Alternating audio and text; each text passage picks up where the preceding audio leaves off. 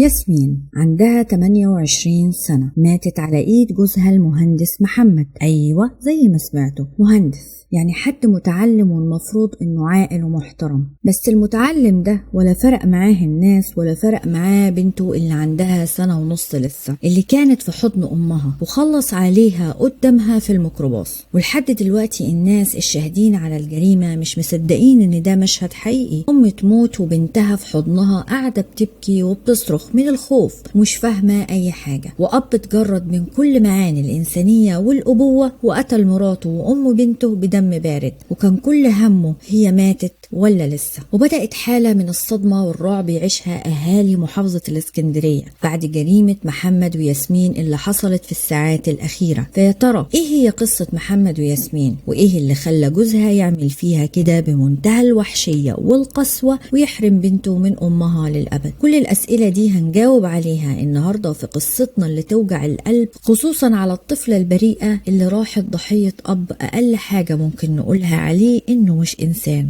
بس يا ريت اللي أول مرة يسمعني وحب المحتوى بتاعي يا ريت يشترك بالقناة ويفعل الإشعارات عشان يسمع كل حواديت سارونا. وحبايبي المشتركين بالفعل واللي لسه هيشتركوا معايا يا ريت تدعموني باللايك والتعليق عشان تخلوا القصة دي توصل لأكبر عدد من الناس. وقبل ما نبدأ قصتنا يا ريت تصلوا على النبي محمد صلى الله عليه وسلم وهاتوا مشروبكم المفضل، ويلا بينا نفك لغز قضيتنا النهاردة.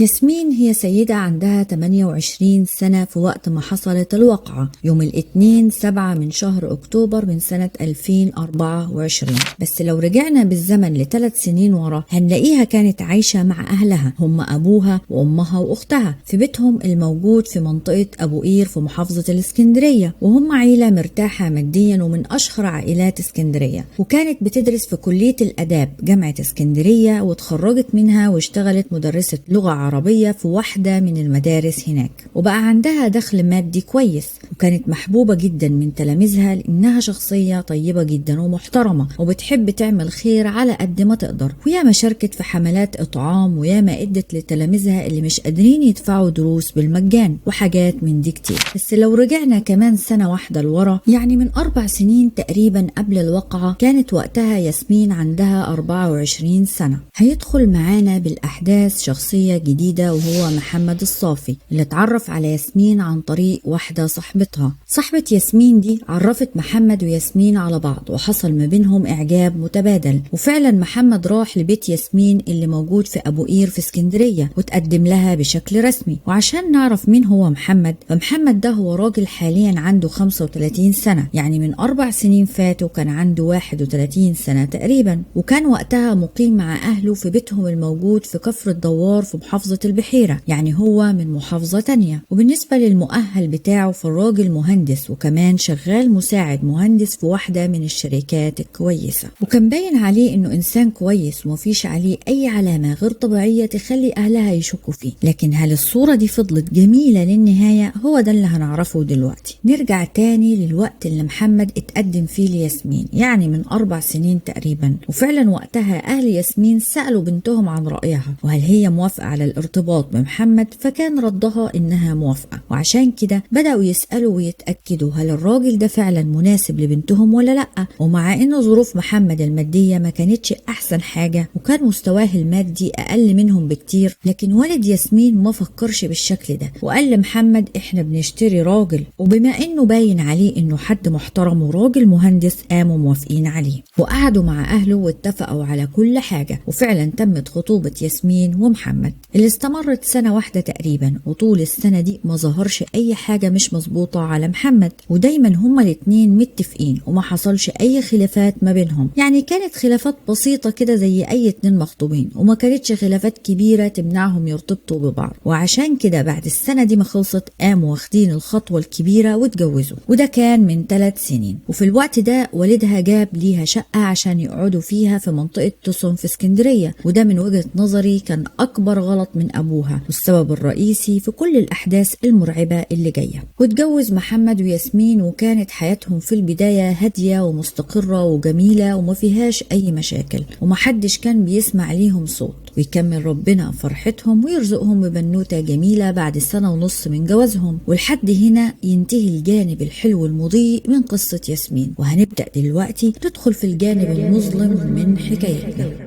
ياسمين زي ما انتم عارفين كانت شغالة مدرسة لغة عربية، وبما ان تلاميذها كانوا بيحبوها وبياخدوا عندها دروس فده كان بيحقق ليها دخل مادي كويس، ونقدر نقول انه كان دخلها احسن من الدخل المادي اللي كان بيعمله جوزها اللي شغال مساعد مهندس في واحد من الشركات الكويسة اللي كان بيقبض فيها حوالي 3000 جنيه. وطبعا ده يعتبر مبلغ قليل جدا وصعب انه يكفي بيت النهاردة في ظل الظروف الاقتصادية الصعبة. فاكيد ياسمين كانت اوقات كتير جدا بتصرف على البيت من فلوسها، واوقات تانية كان اهل ياسمين نفسهم بيبعتوا ليها فلوس ويساهموا في مصاريف البيت لان مرتب جوزها ما كانش بيكفيهم لاخر الشهر. بس للاسف ده ما عالجش المشكلة خالص، هو كان عامل زي المسكن اللي حلها بشكل مؤقت، لكن الحقيقة انه خلق مشكلة تانية اكبر بكتير واعمق جوه محمد، لانه بدأ يحس بحاجتين كل واحدة فيهم اخطر من التانية. الحاجة الاولى انه بدأ يحس بالنقص لانه بيقبض اقل من مراته ومش قادر انه يكفي بيته، وده نتج عنه احساس بالغيرة الشديدة منها والحقد عليها. والحاجة التانية هي انه بدأ يحس انها قريبة جدا من اهلها وبتحبهم بشكل كبير وبتتواصل معاهم بشكل مستمر، وكمان اهلها بيبعتوا ليها فلوس ومش مخلينها محتاجة حاجة، وده زود عنده الاحساس بالغيرة وبقى خلاص مش قادر انه يستحمل الوضع ده. وبدل ما يشوف حلول للوضع اللي مش عاجبه ده زي مثلا انه يشتغل في مكان تاني يكون دخله اكبر شوية ويحسن مستواه المادي، لا طبعا ازاي. تفكيره المريض والمغرور خلاه بدأ يحاول انه يبعد ياسمين عن اهلها، وبدأ يحاول انه يحط قيود عليها وعلى علاقتها بيهم ويقلل من تواصلها معاهم. ومن هنا بقى بدأ يحصل الصدام ما بين ياسمين ومحمد، ومع انهم متجوزين من 3 سنين لكن المشاكل دي ما حصلتش غير في اخر 8 شهور من جوازهم. وفعلا محمد كان واخد الموضوع على اعصابه جدا وشايف انه لازم يبعد مراته عن اهلها ويفصلها عنهم خالص. ولما شاف رفضها لده بشكل قاطع ولقى انه فشل انه يفصلها عنهم ويخرب علاقتهم، هنا بدأ يمد ايده عليها ويضربها، وبدأ كمان انه يهددها بسكينة المطبخ. ومش بس كده، الموضوع اتطور وفعلا حاول انه يخلص عليها اكتر من مرة، لحد اخر مرة فيهم لما حاول انه يكتم نفسها بكيس بلاستيك في البلكونة. وساعتها ياسمين صوتت واستغاثت بالجيران اللي فعلا قدروا انهم يلحقوها وينقذوها من تحت ايديه. وقتها ياسمين سابت ليه البيت وراحت عند اهلها وطلبت الطلاق من هناك لأول مرة من ساعة جوازهم، وكانت مصممة عليه جدا. ورغم انها فعلا صممت على الطلاق ورفضت انها ترجع ليه لمدة 3 شهور، لكن للأسف هو كان رافض انه يطلقها، وكان مبين قدام الناس كلها قد ايه هو متمسك بيها وانه مش هيزعلها تاني. ومن الناحية التانية كان اهل ياسمين بيحاولوا انهم يصالحوهم على بعض عشان خاطر بنتهم ويقنعوها انها ترجع على بيت جوزها وما تخربش على نفسها كعادة كل الاهالي لما بنتهم تروح عندهم غضبانة من جوزها. بس للأسف نسيوا حاجة مهمة جدا، ان الراجل اللي توصل بيه خناقته مع مراته انه يقتلها ده لا يمكن يتآمن ليه تاني ولا يمكن يكون انسان طبيعي. ومعرفش ازاي يعني قلبهم طوعهم يرجعوها ليه وهو كان حاول يقتلها اكتر من مرة. معرفش بصراحة عقلهم كان فين وقتها. والموضوع وصل لدرجة ان والدتها عشان تطمنها قامت بايعة ليها الشقة بتاعتها اللي في تصن اللي كانت بعيدة عنهم شوية، وراحت واشترت ليها شقة تانية قريبة منهم في نفس المنطقة بتاعتهم ب1,300,000 جنيه، واقنعت بنتها انها ترجع ليه وتحافظ على بيتها وعلى بنتها، ولو حصل اي حاجة تانية زي دي فالمسافة ما بينهم قريبة وهتقدر انها تجيلهم في اي وقت. حقيقي منطق غريب وطيبة زايدة عن اللزوم. وطبعا مع المحاولات اللي كانت بتحصل حوالين ياسمين من كل حتة عشان يصلحوها على جوزها، وانها كانت ماشية عكس التيار لوحدها في موضوع الطلاق ده ومحدش دعمها فيه وحسسوها انها غلط، وده للأسف واقع اغلب الاسر العربية. وهي الخوف من كلمة مطلقة اكتر من الخوف على بنتهم اللي ممكن بيوم تفقد حياتها بإيد شخص شخص مجنون. وبرغم انها بلغت اهلها انها حاسه ان نهايتها هتبقى على ايده، لكن لا حياه لمن تنادي. ومع اصرارهم على الصلح قررت في النهايه انها تديله فرصه اخيره، ويا ريتها مدتها. وفعلا ده اللي حصل، ورجعت ياسمين لجوزها وقعدوا في الشقه الجديده مع بعض، وكان في حاله كده من الهدوء الحذر ما بينهم.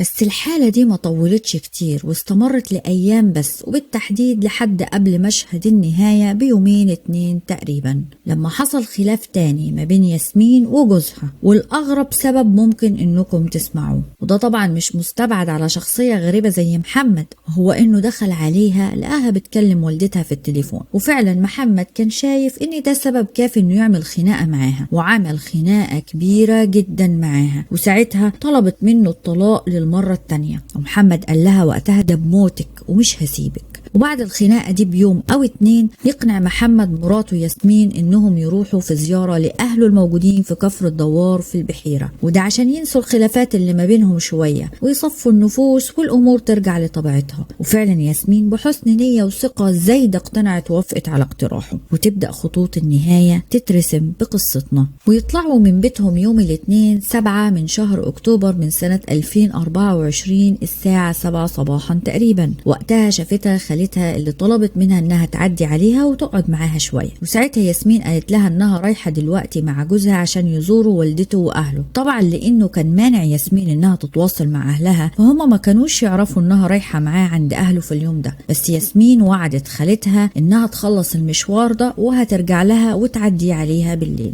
وما كانتش المسكينه تعرف ان ده اخر كلام ليها مع خالتها وانه مشهد الختام. وتروح ياسمين مع جوزها لبيت اهله في كفر الدوار، وهناك قامت ما بينهم خناقه كبيره، ومحمد كان ناوي يخلص عليها هناك قدام امه واخواته. وطبعا اهله ما عندهمش علم بنيته، وبدا يهين فيها ويمد ايده عليها، ووالدته برضه تشتمها هي واخواته البنات. فلما اشتد الخلاف ما بينهم والدته قالت له ارجعوا على بيتكم وكملوا هناك الخناقه، عاوزه تريح دماغها من دوشه ابنها المجنون ده. ويقال انها رفضت انه يخلص عليها عندها، عشان كده مشيتهم عشان لو عمل فيها حاجه يكون بعيد عنها. بجد ام حنينه قوي. ولما ياسمين خرجت من البيت وكانت عاوزة تمشي، فمحمد مشي معاها وكان معاه شنطة صغيرة بتاعته وحاطط فيها أداة مطبخ. وطول ما هما ماشيين قاعدين يتخانقوا، ويقول لها مش أنا قلتلك ما تكلميش أهلك دول وتقطعي علاقتك بيهم؟ وياسمين ترد عليه وتقول له ما انت أهلك بيشتموني وبيتكلموا عليا. وكان عاوزها تبيع الشقة اللي أمها كانت جايباها ليها جنب بيتهم، وياخدوا شقة تانية بعيدة عنهم في مكان تاني، وكمان تكتبها شركة ما بينهم. فطبعا هي رفضت وقالت له كفاية ان انا بصرف على البيت.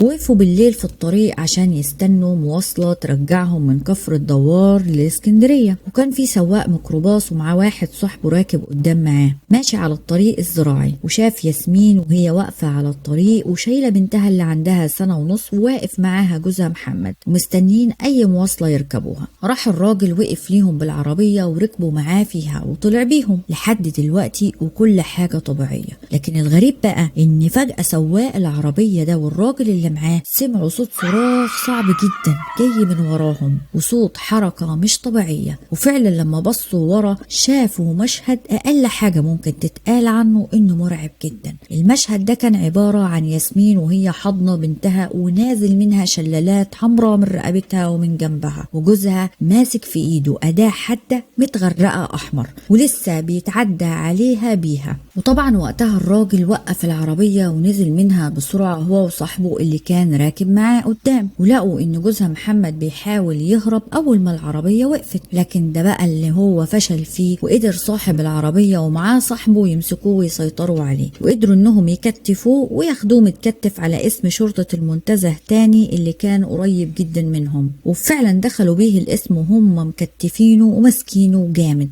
وطبعا كانت ياسمين معاهم في العربية وهي حضنة بنتها، لكن كان للأسف فرقت الحياة واتنقلت لمستشفى قريبة. واتضح من الفحص ان جوزها ضربها بالأداة اللي كانت معاه حوالي 4 مرات.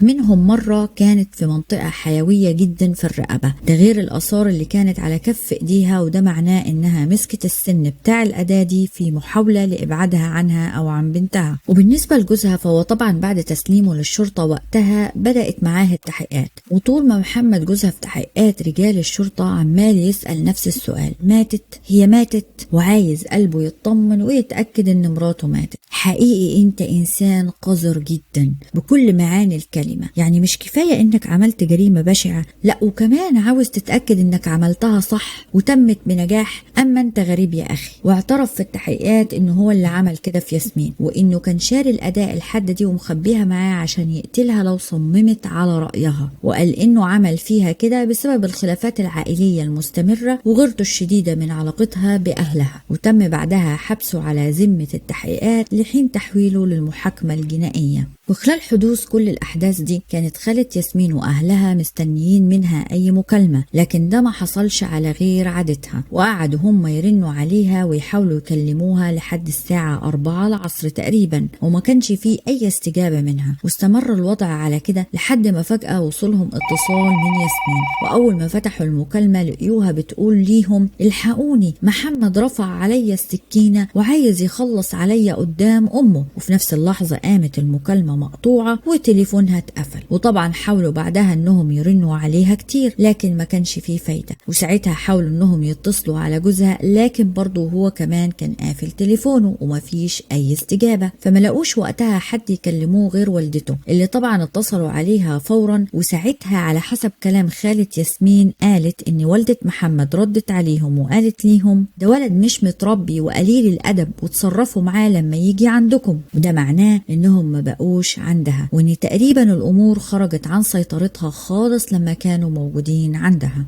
خالة ياسمين قالت كمان ان بعدها فضلوا يحاولوا يكلموها لحد ما جت ليهم مكالمة غريبة من مرات عم محمد بتبلغهم في المكالمة دي ان ياسمين في المستشفى. وساعتها اهل ياسمين طلعوا فورا على اقرب اسم شرطة وعملوا محضر باللي بيحصل. وبعد انتشار خبر موت ياسمين بقى في حالة عامة من الزعل الشديد عليها ما بين قرايبها واصحابها ومعارفها على مواقع التواصل الاجتماعي اللي كاتبين عليها حاجات جميلة جدا وبيحكوا عن مواقف ليها وبيعملوا حملات إطعام عنها. وتم تشييع جنازتها يوم الثلاث 8 من شهر أكتوبر من سنة 2024 من مسجد النهضة في أبو قير بعد صلاة المغرب. وتم تسليم بنتها لجدتها من الأم اللي هي والدة ياسمين. تم التصريح من خالة ياسمين إن والدة ياسمين دخلت العناية المركزة بعد ما سمعت خبر وفاة بنتها، أكيد طبعا عشان إحساسها الرهيب بالذنب ناحية بنتها لأنها أصرت عليها ترجع للكائن الحقير ده مرة تانية عشان ما تخربش على نفسها ولا بنتها. لكن النهاية ما كانتش متوقعة بالنسبة لأمها. أما بالنسبة لي فدي نهاية منطقية واضحة وصريحة من أول مرة بدأ يعتدي عليها ويحاول ينهي حياتها. عشان كده بناشد كل الأهالي: يا جماعة بناتكم أغلى من أي كلمة أو صفة ممكن المجتمع يوصفهم بيها، أغلى من كلمة مطلقة، فبلاش تضيعوا مستقبلهم وحياتهم عشان خوف من شبح اسمه الانفصال ومن شبح المجتمع الظالم بكل الأحوال. وأكتر حاجة وجعاني بالقصة دي كلها غير ياسمين ونهايتها المأساوية هي بنتها الطفلة البريئة المسكينة اللي اتحكم عليها تعيش صدمة مرعبة وهي لسه مش فاهمة حاجة، وكمان تعيش اللي باقي من عمرها محرومة من حنان أمها ومن وجود أبوها حواليها، وكمان تتوصم طول عمرها بجريمة أبوها اللي هتفضل شبح يطاردها طول حياتها. وفي النهاية بشكركم على متابعة الحلقة للنهاية، ولو بجد نفسكم تتابعوني أكتر وتسمعوا حواديت وقصص أكتر اشتركوا بقناتي فضلا وليس أمرا، وفرحوني باللايك والتعليق الجميل زيكم يا أحلى عيلة بحبها.